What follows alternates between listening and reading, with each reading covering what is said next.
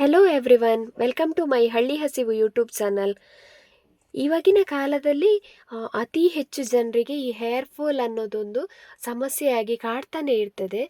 ಇದಕ್ಕೊಂದು ನಾವು ಮನೆಯಲ್ಲಿಯೇ ಸಿಗುವಂತಹ ನಮ್ಮ ಸುತ್ತಮುತ್ತದಲ್ಲಿ ಸಿಗುವಂತಹ ಕೆಲವು ವಸ್ತುಗಳನ್ನು ಬಳಸಿಕೊಂಡು ಸುಲಭ ರೂಪದಲ್ಲಿ ಅದನ್ನು ಹೇಗೆ ಕಂಟ್ರೋಲ್ ಮಾಡಬಹುದು ಅನ್ನುವ ಒಂದು ಪಾನೀಯವನ್ನು ನಾನು ನಿಮ್ಮ ಮುಂದೆ ಮಾಡಿ ತೋರಿಸಲಿಕ್ಕಿದ್ದೇನೆ. ಇದಕ್ಕೆ ನಾನು ನೆಲ್ಲಿಕಾಯಿ, ಕರಿಬೇವಿನ ಸೊಪ್ಪು, ಸ್ವಲ್ಪ ಶುಂಠಿ, ಹಾಗೆಯೇ ಸ್ವಲ್ಪ ಕಾಳುಮೆಣಸು ಅಂದರೆ ಪೆಪ್ಪರನ್ನು ಕೂಡ ತೆಗೆದುಕೊಂಡು ಇದನ್ನೊಂದು ಜ್ಯೂಸ್ ಆಗಿ ಮಾಡಿಟ್ಟುಕೊಂಡು ಡೈಲಿ ಬೇಸಿಸ್ ಆಗಿ ತಗೊಳ್ತಾ ಹೋಗುವ ಬಗ್ಗೆ ಹೇಳಿಕೊಡ್ತಾ ಇದ್ದೇನೆ. ಇಲ್ಲಿ ನೋಡ್ತಾ ಇರ್ಬೋದು ನೀವು, ಇದು ಬೆಟ್ಟದ ನೆಲ್ಲಿಕಾಯಿ ಅಲ್ಲ. ಬೆಟ್ಟದ ನೆಲ್ಲಿಕಾಯಿ ಸಿಕ್ಕರೆ ಒಳ್ಳೆಯದು. ಇದು ನಮಗೆ ಅಂಗಡಿಯಲ್ಲಿ ಸಿಗ್ತದೆ ನೋಡಿ, ಆ ನೆಲ್ಲಿಕಾಯಿ. ಇದನ್ನು ಎಲ್ಲ ಐಟಮ್ಸನ್ನು ನಾವೇನು ತಗೊಳ್ತೇವೆ ಅದನ್ನು ಚೆನ್ನಾಗಿ ತೊಳೆದು, ಕರಿಬೇವಿನ ಸೊಪ್ಪನ್ನು ಮೊದಲಿಗೆ ಮಿಕ್ಸಿಯಲ್ಲಿ ಹಾಕಿಕೊಂಡು ಚೆನ್ನಾಗಿ ರುಬ್ಬಿಕೊಂಡು, ಅದರಲ್ಲಿ ಹೀಗೆ ಅದರ ಕಸ ಎಲ್ಲ ಸಿಗ್ತದಲ್ಲ ಅದನ್ನೆಲ್ಲ ಸೋಸಿ ತೆಗೆದುಕೊಳ್ಬೇಕು. ಇದನ್ನೆಲ್ಲ ಸಪ್ರೇಟಾಗಿ ನಾನು ಮಿಕ್ಸಿಗೆ ಹಾಕ್ತಾ ಇದ್ದೇನೆ. ಮೊದಲಿಗೆ ಕರಿಬೇವಿನ ಸೊಪ್ಪನ್ನು ಮಾತ್ರ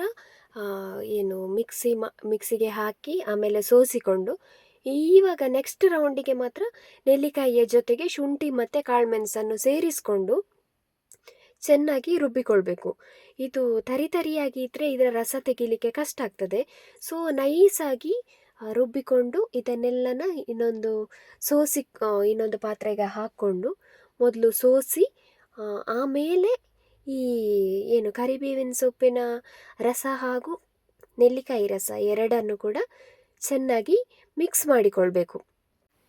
ನಾನಿದರಲ್ಲಿ ಸುಮಾರು 1 kg ನೆಲ್ಲಿಕಾಯಿಯನ್ನು ತೆಗೆದುಕೊಂಡಿದ್ದೇನೆ.